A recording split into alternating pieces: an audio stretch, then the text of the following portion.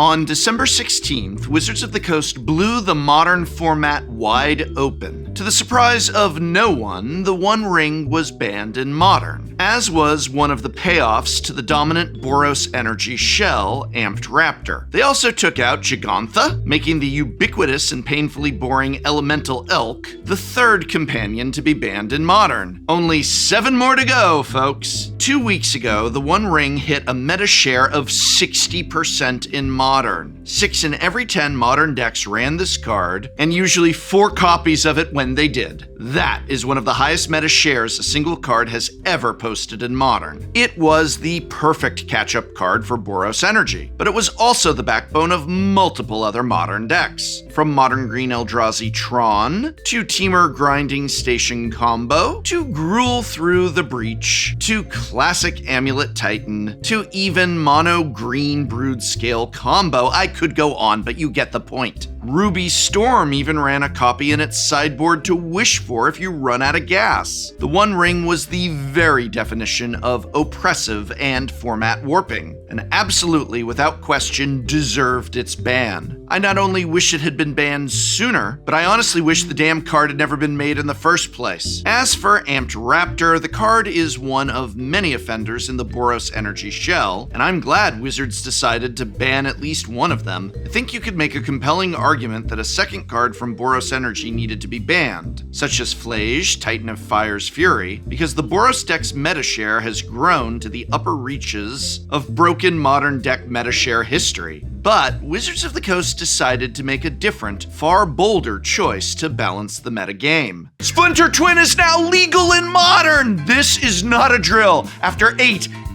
long twinless years, Wizards of the Coast has unbanned every Is-It player's favorite historical Modern archetype.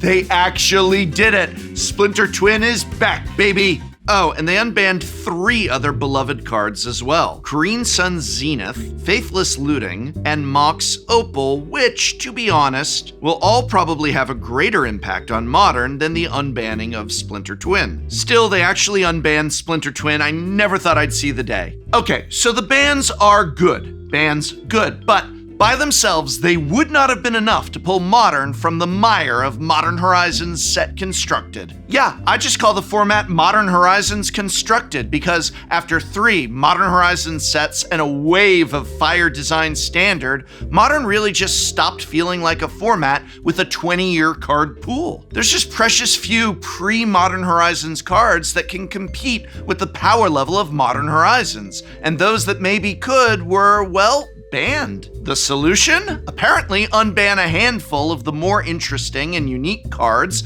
on the ban list that maybe can compete with Modern Horizons power levels and see what happens. Wow, what a brave choice, eh? In a single BNR announcement, Wizards of the Coast revitalized player interest in Modern to heights that we haven't seen in years. Players who had sworn off of Modern Horizons era Modern for good were loading up their Magic Online accounts, or dusting off their beloved paper playsets of Splinter Twin, Green Sun Zenith, Faithless Looting, and Mox Opal to prep for their local game store's Modern night like it was 2016 all over again. Although technically speaking, Green Sun Zenith was banned in 2016, it's been banned for a lot longer than that, but you get what I mean. The Modern League queues on Magic Online are now full of players bringing their favorite old deck back into action. From Dredge to Ravager Affinity to Is-It Phoenix to, of course, old school Exarch Twin. And I am, like seemingly every other player in Magic the Gathering, extraordinarily psyched about these changes.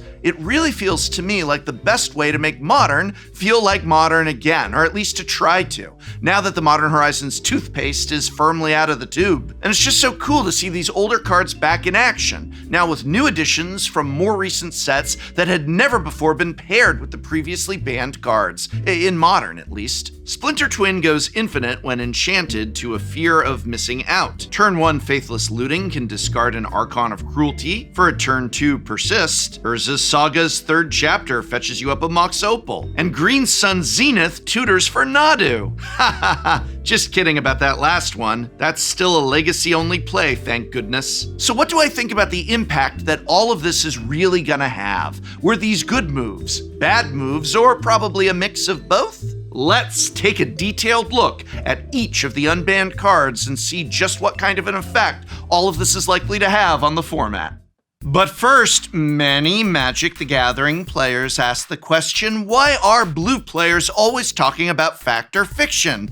Factor isn't fiction, it's very real, and it's the best way to eat restaurant-quality meals. Yeah, it's an ad. It's the best way to eat restaurant-quality meals without ever having to leave your house. It's also the sponsor of today's video. It's also really good. I actually really like it and enjoy it, all right? It's Factor! Factor totally takes the stress out of meal planning by eliminating all of the hassle of prepping, cooking, or even cleaning up. Skip the grocery stores. Skip the prep work, the cooking fatigue. These delicious, chef-crafted, dietitian-approved meals show up right at your door and are ready to heat and eat in just 2 minutes. I don't know about you, but I sometimes get tired of eating the same old stuff all the time, even if that stuff tastes great, but with Factor, that's never a problem. I get to choose from a menu of over 35 meals each week, and can even mix up my diet when I want to with options like keto, calorie smart, vegan, and veggie, and more. They've got snack options like breakfast, smoothies, juices, and small bites, and hey, when I'm in the mood for a more gourmet option, they've even got meals featuring premium ingredients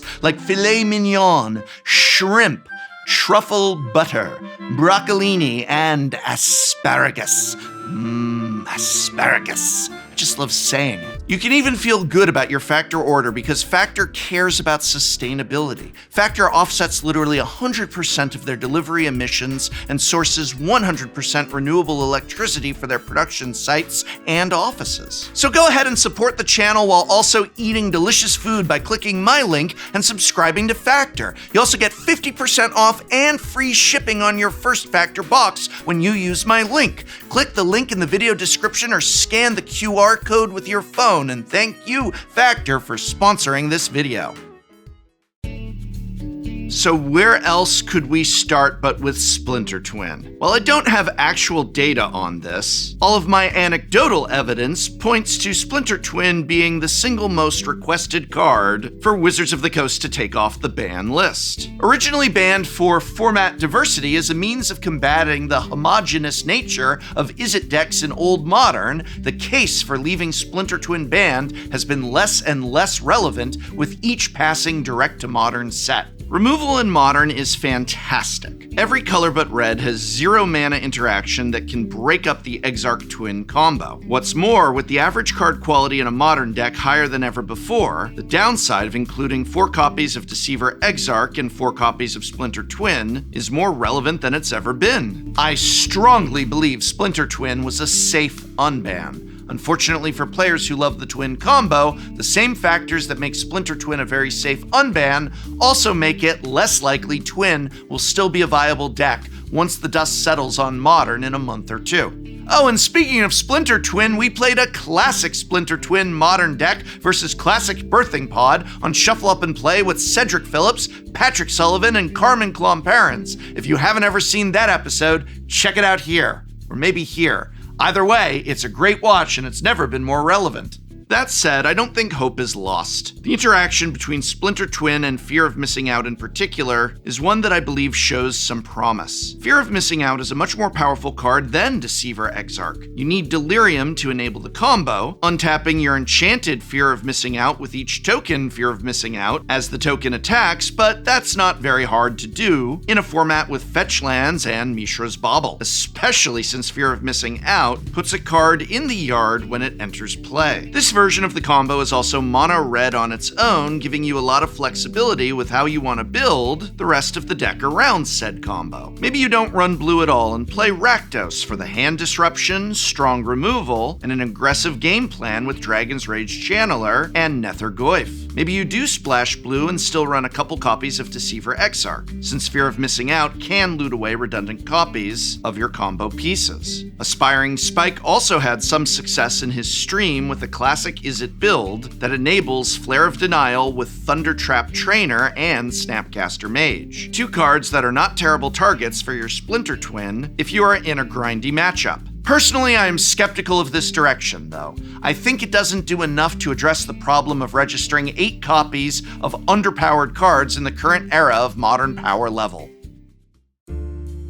Green Sun Zenith was a very significant unban. The card has been banned in Modern for 13 years. It was one of the first cards to be banned in Modern for one particular reason. A reason that happens to still be legal today. Primeval Titan, baby! Amulet Titan has proven to be one of the most resilient good decks in Modern history. It's a deck that has managed to compete against many of the most broken eras in Modern. It adapts exceptionally well to new cards, whether it's a powerful mana accelerant like Arboreal Grazer or Dryad of the Elysian Grove, a new utility land like Urza Saga or Boseiju, or a weird tutorable gadget card like Aftermath Analyst or Cultivator Colossus. It was also one of the few decks in Modern that could easily cast the One Ring on turn 2. And now, with the One Ring banned, it's got Green Sun Zenith back. I expect Green Sun Zenith Amulet to be one of Modern's best decks in the early days of the new Modern meta. Whether it remains at the top once the dust settles, though, is another question. Harbinger of the Seas is a pretty significant new thorn in the deck's side from Modern Horizons 3, and Blood Moon is still a card that the still very real Boros Energy deck plays multiple main deck copies of. For all its strengths, players that want to beat Amulet certainly can, so the deck generally fares better when it's a tier 2 deck flying under the radar than when it's public enemy number 1. As for other Green Sun's decks, well, there's actually not that many obvious homes in Modern for the powerful tutor. Tutoring for Grist the Hungertide is pretty great, but where exactly would one do that? It would almost be awesome in Yawgmoth, except that it can't actually tutor for the namesake card of the deck.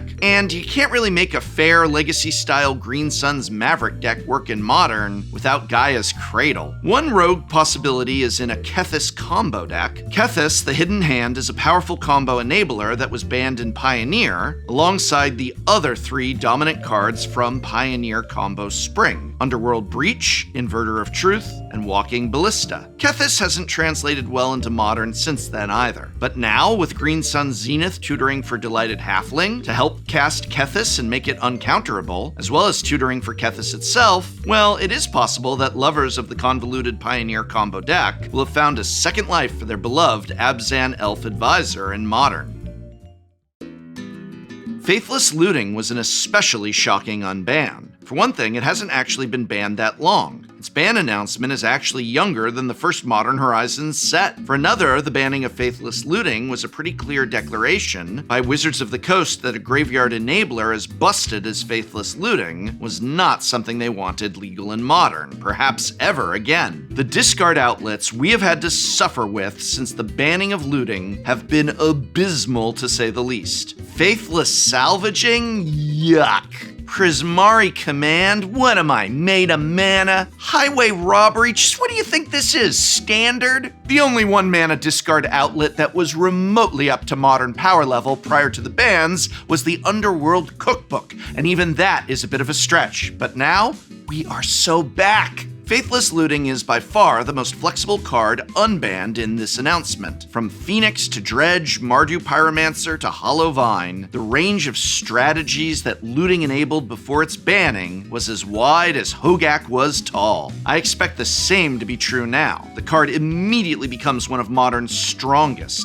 even with 2 more Modern Horizons and a Lord of the Rings set entering the format since its absence. The deck I expect Looting to perform the best in, though, is also the deck I expect to be one of the best decks overall in Modern going forward.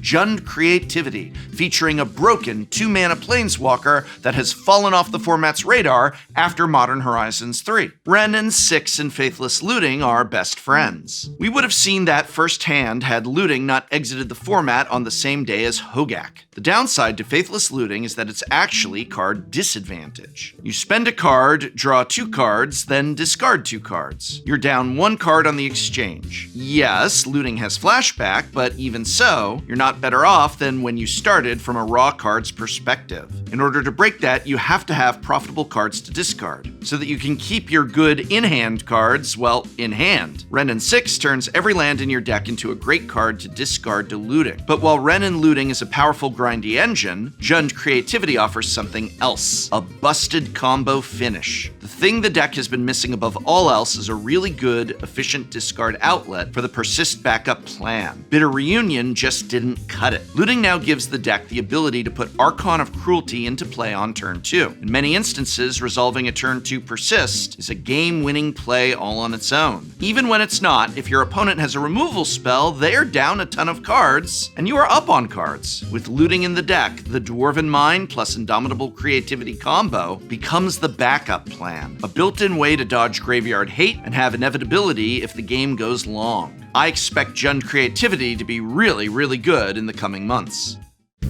I saved the most broken for last. I hope I'm wrong, I really do. I would love it if this card were merely good rather than suddenly the strongest card in Modern by a lot, but only time will tell. I'm talking, of course, of Mox Opal, and it's definitely going to be, at the very least, very, very, very, very, very good in Modern.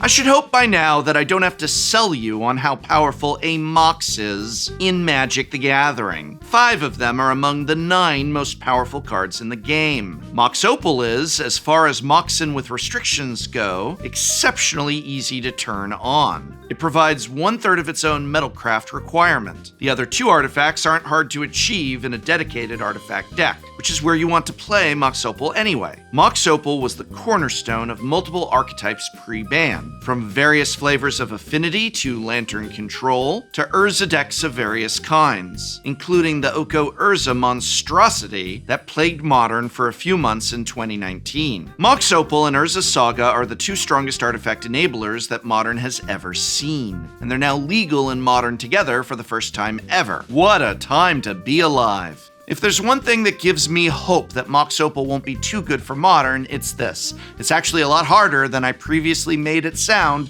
to turn on Metalcraft. Yes, in a heavy artifact deck like Affinity or Lantern, Metalcraft is a cinch. But in a light artifact deck, such as the Simic Oko / Urza deck that abused Mox Opal's explosiveness with wanton delight, that kind of deck really isn't possible anymore. That's because in the time since Opal left the format, another egregious enabler for the Mox was also banned, Arkham's Astrolabe. In order to make an artifact-light Mox Opal deck work, you need to have a density of generically good 0 and 1 mana artifacts. That is to say, cheap artifacts that aren't only good in narrow spots, like when you have other artifacts in play, or when you're setting up the Lantern of Insight lock. Mishra's Bauble is one, and that's kind of it. You've got a few good solid tutor targets for Urza Saga, like Soul Guide Lantern and Haywire Might, but those are going to only be 1 or 2 ofs. You've got Tamiyo, Inquisitive Student, and Ragavan, Nimble Pilferer, to make artifact tokens, but only if they can attack. For making mana on turn 1 outside of an artifact-heavy deck, there's really not a lot of options. The one exception to this, I believe, is the Grinding Station Underworld Breach combo deck. This is a deck that was already running Mox Amber. If you run 4 Mox Amber, 4 Mishra's Baubles, and a suite of 1-offs to tutor for off Saga, that's going to be enough to consistently turn on your Opal as early as turn 1. Then for later turns, you've got your Tamiyo Clues and Grinding Stations and Urza's Saga constructs to make Metalcraft trivial. Station Breach with Mox Opal is a deck I am legitimately worried about in post-unbanned Modern. That said, Modern Horizons 3 gave us Meltdown, and this is still a Force of Vigor and Leyline of the Void format, so maybe it'll all be fine. It'll all be fine, right? Right? Whatever, I'm just glad the One Ring is gone. Don't let the door hit you on the way out! God, I hated that card. Still do, because it's still legal in Commander, but that's another video. At the end of the day, all of these banned and unbanned cards combined, I give this a giant, solid, enthusiastic A grade. Very happy with what was done and extremely excited for where we are headed. Honestly, I'm just thrilled to be playing what feels kind of like real Modern again. We've got until Modern Horizons 4 comes out, I guess, and I'm going to enjoy every minute of it. And remember, if you want to see Splinter Twin played in all its glory alongside the still banned Birthing Pod, you can watch Cedric Phillips and Patrick Sullivan go head-to-head and then toe-to-toe with Carmen Clomperens back in the 2nd ever episode of Shuffle Up and Play. Yeah, go watch Shuffle Up and Play episode 2 right now. I'm hoping that show takes off. It's honestly one of my favorite episodes. And we're playing Splinter Twin! Hey, thanks again to Factor for sponsoring this video. When you go with Factor, you get delicious meals that are ready to eat in just minutes. You can avoid those overpriced delivery options of junk food that arrives lukewarm at your door. Yuck. Go with Factor instead, and when you do, right now, when you use my link, you're gonna get 50% off of your first box and free shipping. Wow! So just click the link in this video description or scan the QR code with your phone, and thank you, Factor, for sponsoring this video.